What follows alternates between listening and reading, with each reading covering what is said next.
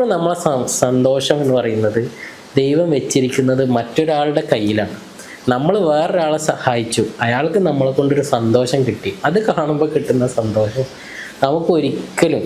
ചില ദിവസം ഞാനൊരു മനുഷ്യനാണല്ലോ, എനിക്ക് ഭയങ്കര ഡിപ്രഷനായിരിക്കും രാവിലെ തന്നെ. അങ്ങനെ പറഞ്ഞാൽ നിങ്ങൾ എന്നെ രോഗിയാക്കും. അതുകൊണ്ട് ഞാൻ രോഗം എന്ന് പറയുന്നില്ല, പക്ഷേ മൂഡ് ഭയങ്കര ഔട്ടായിരിക്കും.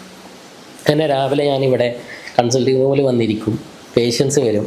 അതിലേതെങ്കിലും ഒരു പേഷ്യൻറ്റിനെ ഞാൻ വളരെ നന്നായി കൗൺസിലിംഗ് ചെയ്താൽ, അയാളോട് കണക്റ്റഡായിട്ട് ഇമോഷണലി നമ്മൾ കണക്റ്റഡായിട്ട് സംസാരിച്ചാൽ, അയാൾക്ക് ഞാനൊരു സഹായം ചെയ്തു എന്ന് തോന്നിയാൽ അതെൻ്റെ മൂഡ് ഭയങ്കരമായിട്ട് എലിവേറ്റ് ചെയ്യും. അന്ന് പിന്നെ ഞാൻ ഭയങ്കര ഹാപ്പിയാണ്. ഒരാളെ കിട്ടിയാൽ മതി അങ്ങനെ. അപ്പോൾ ഒരു ദിവസത്തിൽ ശരിക്കും പറഞ്ഞാൽ ഞാൻ എൻ്റെ ജീവിതത്തെ ബാലൻസ് ചെയ്ത് കൊണ്ടുപോകുന്നത് എന്നെ കാണാൻ വരുന്ന രോഗികളിലൂടെയാണ്. അവർ തരുന്ന ഫീസ് ഉണ്ട്, സ്വാഭാവികമായിട്ടുണ്ട്. അത് സാമ്പത്തികമായിട്ടുള്ള നമ്മളുടെ കാര്യങ്ങളൊക്കെ നടക്കാൻ അത് വേണം. അതില്ലാതെ ലോകത്തിൽ നിന്നൊന്നും നടക്കുന്നില്ല, ശരി തന്നെ. പക്ഷേ അവർ ഈ തരുന്ന മാനസികമായ ഹാപ്പിനെസ് ഇല്ലെങ്കിൽ എനിക്കത് ഒരിക്കലും മുന്നോട്ട് കൊണ്ടുപോകാൻ കഴിയില്ല. മുന്നോട്ട് കൊണ്ടുപോകാൻ കഴിയുന്നത് അവരുടെ മുഖത്ത് ഞാൻ പറയുമ്പോൾ കാണുന്ന കോൺഫിഡൻസിലും ചിരിയിലും സന്തോഷത്തിലൊക്കെയാണ്.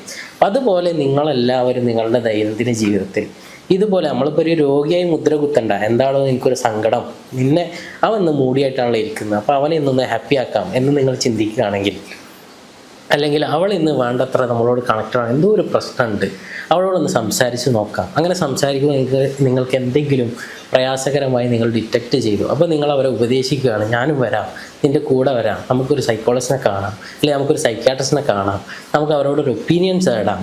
ഇതിന് മടി വിചാരിക്കാതെ നിങ്ങളൊന്ന് ഹെൽപ്പ് ചെയ്യുകയാണെങ്കിൽ, അതുപോലെ തന്നെ അവരുടെ സാഹചര്യങ്ങളിൽ അവരെ ഒരു മാനസിക രോഗിയാക്കി മുദ്ര കുത്താതെ എത്രയോ ആളുകൾ എന്നോട് പറയുന്ന ഒരു കാര്യമാണ്, അന്ന് ഞാൻ എൻ്റെ അടുത്ത് ഇങ്ങനെയൊക്കെ ഒരു മാനിക് എപ്പിസോഡ് ഉണ്ടായി, അല്ലെങ്കിൽ ഒരു ബൈപോളർ ഡിസോർഡറുടെ ഭാഗമായിട്ട് എനിക്കിങ്ങനെ കുറച്ചൊരു പ്രയാസകരമായ അനുഭവങ്ങളൊക്കെ കുറച്ച് വയലൻ്റ് ആയിപ്പോയി, അല്ലെങ്കിൽ ഞാനിപ്പോൾ സാമ്പത്തികമായി ചില പ്രയാസങ്ങളിൽ പെട്ടുപോയി. അതിനുശേഷം ഞാനിത് തിരിച്ചു പിടിക്കാൻ എൻ്റെ ജീവിതം എത്രത്തോളം ശ്രമിച്ചാലും എൻ്റെ കുടുംബമായിക്കോട്ടെ, നാട്ടുകാരായിക്കോട്ടെ, എല്ലാവരും എന്നെ ഇപ്പോഴും ഒരു മാനസിക രോഗിയാക്കി മുദ്ര കുത്തുകയും ആരും എന്നെ വിശ്വസിക്കുന്നില്ല. നിന്നെ എങ്ങനെ വിശ്വസിക്കും, നീ ഒരു മാനസിക രോഗിയല്ലേ എന്ന് മുഖത്ത് നോക്കി പറയുന്ന ആളുകളുണ്ട്. ഇനി അതല്ല, മുഖത്ത് നോക്കി പറയാതെ തന്നെ നമ്മളെ സൈഡ് ലൈൻ ചെയ്യുന്ന ആളുകളുണ്ട്. ഇങ്ങനെ ചെയ്യാതെ അവരെ വീണ്ടും ജീവിതത്തിലേക്ക് കൊണ്ടുവന്നാലല്ലേ യഥാർത്ഥത്തിൽ ഇവരുടെ രോഗം മാറുള്ളൂ. അപ്പം ഞാൻ നേരത്തെ പറഞ്ഞ മാനസിക രോഗം മാറുമോ എന്ന് ഞാൻ ചെയ്ത വീഡിയോ ഉണ്ട്. ആ രോഗത്തെ പറ്റി നിങ്ങളൊന്ന് കണ്ടു നോക്കിയാൽ അതിൽ നിങ്ങൾക്ക് മനസ്സിലാവും മാനസിക രോഗം മാറാൻ എന്തൊക്കെ വെല്ലുവിളികളുണ്ട്. അതിലൊരു വെല്ലുവിളിയാണ് ഇത്. അപ്പം നമ്മൾ അറിഞ്ഞോ അറിയാതെയോ ഇങ്ങനെ ഒരു കാരണക്കാരനാവണം. അതാണ് ഒന്നാമത്തെ കാര്യം.